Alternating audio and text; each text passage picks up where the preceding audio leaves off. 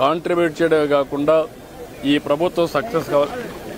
ఎవ్వరు కూడా అన్నం లేదనే బాధపడే పరిస్థితి లేకుండా ప్రతి ఒక్కరి కడుపు నింపాలి అనే ఉద్దేశంతో అన్నా క్యాంటీన్లు పెట్టాం. ఈరోజు మనం ఒకసారి చూస్తే ఎన్టీ రామారావు గారు తిరుమలలో అన్న ప్రసాదం కార్యక్రమం ప్రారంభించారు. అది నిరంతరం కొనసాగుతూ ఉంది. అదే స్ఫూర్తితో అన్నా క్యాంటీన్ పెట్టాం. అన్నా క్యాంటీన్ కూడా ఒక పద్ధతి ప్రకారం ఉండాలని ఈరోజు ఇక్కడ అన్నా క్యాంటీన్ మీరు చూశారు.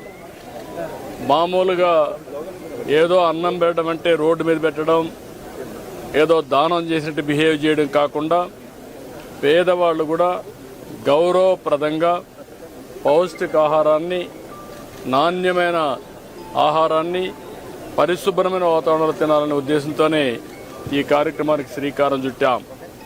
ఇది ఒక ఉదాహరణ. ఇక్కడ మీరు చూస్తే క్లీనినెస్ ఉంది, సెపరేట్ క్యాంపస్ ఉంది, కాంపౌండ్ వాల్ ఉంది. వచ్చిన వాళ్ళు ఎవరైనా సరే ఇక్కడ ఆ సమయంలో వస్తే మార్నింగ్ కానీ, మధ్యాహ్నం కానీ, రాత్రి కానీ 3 పూట్ల ఇక్కడ భోంచేసే పరిస్థితి వస్తుంది. 5 రూపాయలకే భోంచేస్తున్నారు. చాలామంది అనేక పనుల కోసం బయట వస్తారు. ఒక ఆటో డ్రైవర్ కావచ్చు, ఒక ముఠా కార్మికుడు కావచ్చు, లేకుంటే రోడ్లు క్లీన్ చేసే కార్మికులు కావచ్చు, లేకుంటే ప్రజలు కావచ్చు. ఇలాంటి వాళ్ళు చాలామంది ఉంటారు. ఎక్కడన్నా భోజనానికి పోవాలంటే 100 రూపాయలు మినిమం ఒక పూటకు డబ్బులు పే చేసే పరిస్థితి వస్తుంది. అక్కడ కూడా పౌష్టికాహారం దొరికే పరిస్థితి లేదు. ఇవన్నీ పరిష్కారం కోసం పెట్టాం. ఈరోజు ఇక్కడ ఏదైతే ఈ ఫౌండేషన్ ఉందో, మన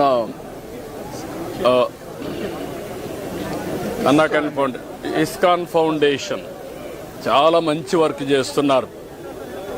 అది కూడా సెంట్రలైజ్డ్ కిచెన్ పెట్టి, అది కూడా చాలా పౌష్టికాహారం కానీ వెరైటీస్ కూడా పెంచి రుచికరమైన, నాణ్యమైన ఫుడ్ పెట్టే పరిస్థితికి వచ్చారు.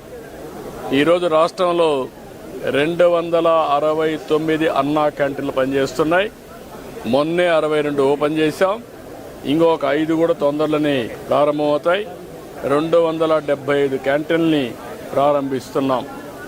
ఈరోజు దీనికోసం నేను ఒకటే మా ఫ్యామిలీ, అందులో భువనేశ్వర్ గారిని మనస్ఫూర్తిగా అభినందిస్తున్నాను.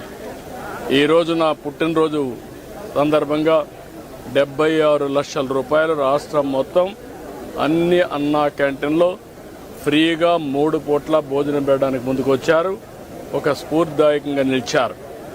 ఈరోజు నేను ఒకటే ప్రజలందరికీ విజ్ఞప్తి చేస్తున్నా, ఇది ఒక స్ఫూర్తిదాయకమైన కార్యక్రమం.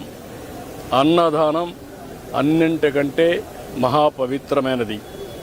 అలాంటిది మనందరం కూడా గుర్తుపెట్టుకోవాల్సింది, మీరు ఒక పూట కానీ, లేకపోతే ఒక క్యాంటీన్లో కానీ, ఒక రోజు కానీ, మీకు శక్తి ఉంటే మొత్తం కానీ, మీకు తోచిన విధంగా అన్నదాన కార్యక్రమంలో మీరు భాగస్వాములు కావాలని పిలిపిస్తున్నా. ఇది ఒక స్ఫూర్తికి ఒక ప్లాట్ఫామ్. ఇది ఏదో నేను ఎవరిని బలవంతం చేయడం లేదు. వాళ్ళందరినీ కోరుతున్నాను, మనందరం కలిసి ఒక స్ఫూర్తి ప్రదాతలుగా తయారు కావాలి.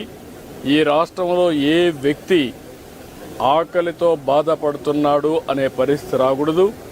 ఆంధ్రప్రదేశ్ అన్నపూర్ణ, ఒకప్పుడు దేశానికే అన్నం పెట్టిన రాష్ట్రం.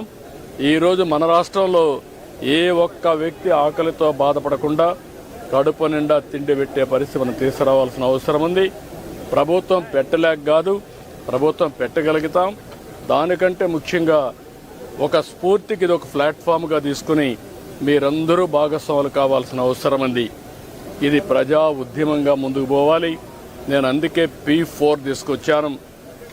P4 కూడా ప్రభుత్వం, ప్రైవేట్, పబ్లిక్ భాగస్వామ్యం.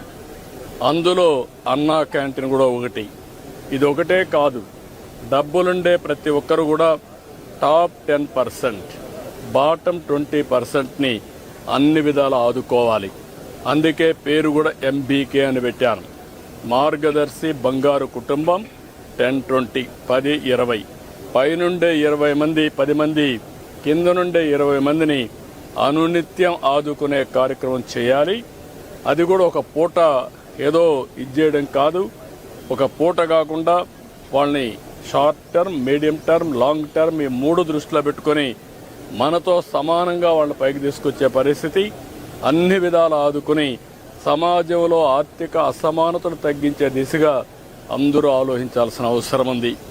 అదే నిజమైన ప్రజాస్వామ్యం, అదే సమాజానికి స్ఫూర్తి. అలాంటి కార్యక్రమంలో భాగంగానే ఈరోజు ఇక్కడికి వచ్చినప్పుడు నాకు చాలా సంతోషం కలిగింది. చాలామందితో ఇంటరాక్ట్ అయ్యాను. వాళ్ళ ఆనందం చూస్తే నాకు చాలా తృప్తినిచ్చింది.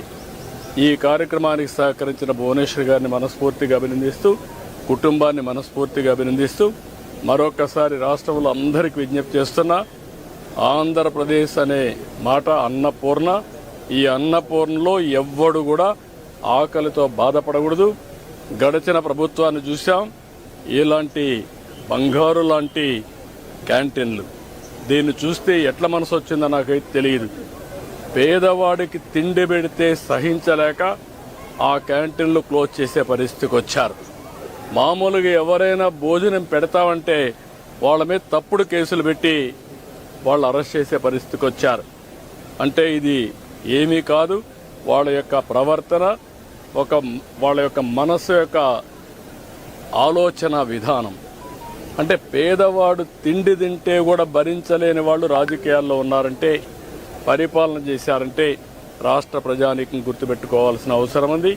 అందుకే మరొక్కసారి కోరుతున్నా, అలాంటి విభిన్నమైన పరిస్థితులకు మనం వ్యతిరేకంగా మనమందరం కలిసి సమిష్టిగా ముందుకు పోయి ఈ రాష్ట్రాన్ని అన్ని విధాలు ఆదుకోవడానికి ముందుకు రావాల్సిందిగా మరొక్కసారి కోరుకుంటూ, రాష్ట్రంలో చాలామంది ముందుకు వస్తున్నారు. వాళ్లకు తోచిన విధంగా వాళ్ళందరూ కూడా కాంట్రిబ్యూట్ చేయడమే కాకుండా ఈ ప్రభుత్వం సక్సెస్ కావాలి.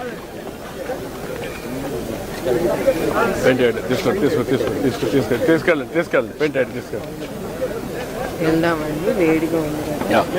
ఈరోజు చెప్పి మనస్ఫూర్తిగా ఆకాంక్షిస్తూ అందరికీ నమస్కారాలు. జై హింద్.